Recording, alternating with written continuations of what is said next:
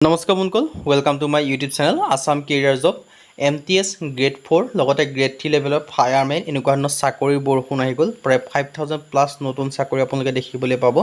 আৰু এই ভেকেঞ্চিকেইটাৰ ক্ষেত্ৰত আপোনালোকে 10 পাছৰ পৰাই পাৰিব গোটেইখিনি ভেকেঞ্চিৰ ক্ষেত্ৰত আবেদনসমূহ কৰিবলৈ। অসমৰ সকলোৰে চাকৰি আছে, নতুনকৈ হাজাৰ হাজাৰ ল'ৰা ছোৱালীয়ে আপোনালোকে চাকৰি লাভ কৰিব।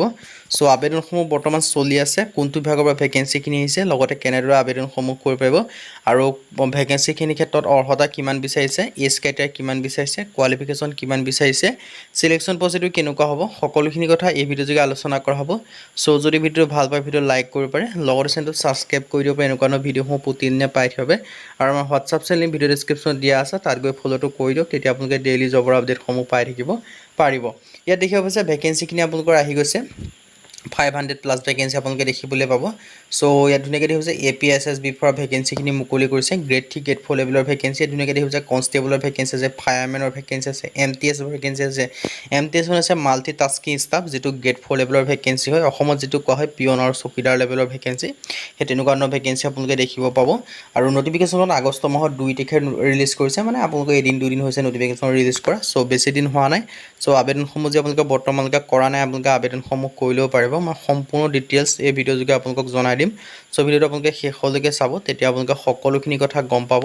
তাৰ আগতে মই আপোনালোকক এই ভেকেঞ্চিখিনি এটা অভাৰভিউ দি দিব বিচাৰিছোঁ, তেতিয়া আপোনালোকে যাতে সকলোখিনি ডিটেইলছ আপোনালোকৰ ক্লিয়াৰ হৈ যায়। চ' অভাৰভিউটো মই আপোনালোকক দি দিছোঁ।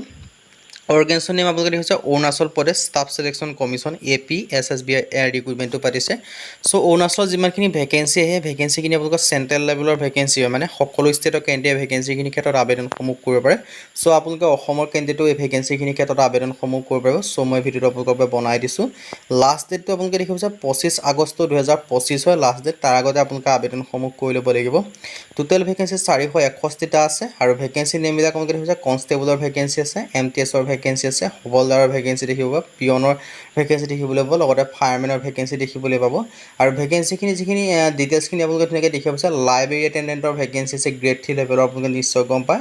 গ্ৰেড 4 লেভেলৰ 3টা, ফায়াৰমেনৰ ভেকেঞ্চি আছে 51টা, কনষ্টেবলৰ ভেকেঞ্চি আছে 295টা, আৰু মেনুৱেল এছিষ্টেণ্টৰ ভেকেঞ্চি আছে 4টা, লেবৰেটৰী এটেণ্ডেণ্টৰ ভেকেঞ্চি আছে 2টা, আৰু MTS অল ট্ৰেডৰ ভেকেঞ্চি আছে 106টা। মানে আপোনালোকৰ সৰ্বাধিক ভেকেঞ্চি আছে MTSতে, মানে গ্ৰেড 4 লেভেলৰ ভেকেঞ্চি আপোনালোকৰ সৰ্বাধিক দেখিবলৈ পাব।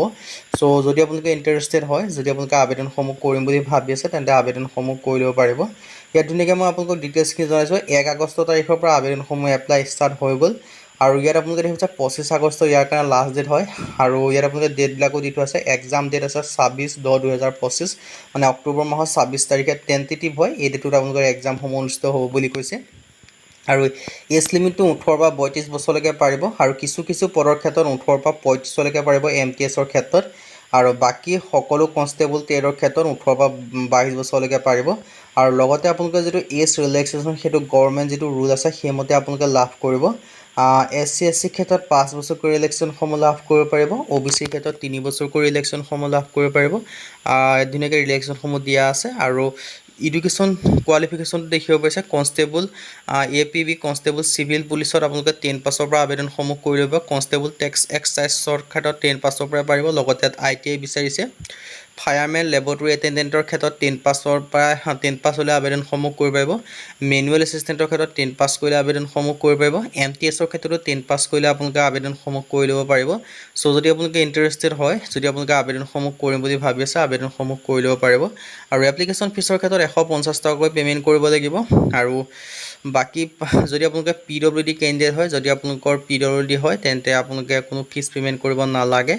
আৰু এপ্লাই কৰা আৰু এডভাৰটাইজমেণ্টৰ ডাইৰেক্ট লিংক মই ভিডিঅ' ডেছক্ৰিপশ্যনত দিয়া থাকিব। সেই লিংকৰ পৰা গৈ আপোনালোকে আবেদনসমূহ কৰিব পাৰিব, লগতে এডভাৰটাইজমেণ্টখনো পঢ়ি চাব পাৰিব। আৰু ফাৰ্ষ্ট টাইম গৈ আপোনালোকে ৰেজিষ্ট্ৰেশ্যন কৰিব লাগিব। ৰেজিষ্ট্ৰেশ্যন কৰাৰ পিছতে এপ্লাই লিংকত ক্লিক কৰি আপোনালোকে এপ্লাইসমূহ কৰি ল'ব পাৰিব। চ' এটা সুযোগ আহি গ'ল আপোনালোকৰ বাবে। চ' সুযোগ আৰু সুবিধাটো আপোনালোকে গ্ৰহণ কৰিব যদি আপোনালোকে আবেদনসমূহ কৰিম বুলি ভাবি আছিলে। ডিটেইলছখিনি মই জনাই দিলোঁৱেই, আকৌ এবাৰ জনাই দিছোঁ। 1 আগষ্টৰ পৰা আবেদনসমূহ ষ্টাৰ্ট হৈছে। 25 আগষ্ট ইয়াৰ কাৰণে লাষ্ট ডেট হয়। চ' তাৰ আগতে আপোনালোকে আবেদনসমূহ কৰি লওক যিহেতু। আৰু ধুনীয়াকৈ দেখিব পাইছে আৰু অসমৰ কেণ্ডিডেট লগতে অল ইণ্ডিয়া কেণ্ডিডেটে আবেদনসমূহ কৰিব পাৰে চ' এটা ভাল সুযোগ আৰু সুবিধা আহিলে চ' সুযোগ আৰু সুবিধা আপোনালোকে গ্ৰহণ কৰক আৰু আবেদনসমূহ কৰি লওক চ' আজি ভিডিঅ' ইমানে যদি ভিডিঅ' ভাল পালে লাইক কৰিব পাৰে লগতে চেনেলটো ছাবস্ক্ৰাইব কৰি দিব পাৰে এনেকুৱা ধৰণৰ ভিডিঅ'সমূহ প্ৰতিদিনে পাই থাকিব বাবে আৰু মোৰ হোৱাটছআপ চেনেল ভিডিঅ' ডেছক্ৰিপশ্যনত দিয়া আছে তাত গৈ ফ'ল'টো কৰক তেতিয়া আপোনালোকে ডেইলি জবৰ আপডেটসমূহ পাই থাকিব পাৰিব আৰু মই এডভাৰটাইজমেণ্ট আৰু এপ্লাই লিংকটো ভিডিঅ' ডেছক্ৰিপশ্যনত দিয়া আছে তাত ক্লিক কৰি এডভাৰটাইজমেণ্টটো পঢ়ি চাওক লগতে এপ্লাইসমূহ কৰি ল'ব পাৰিব আজি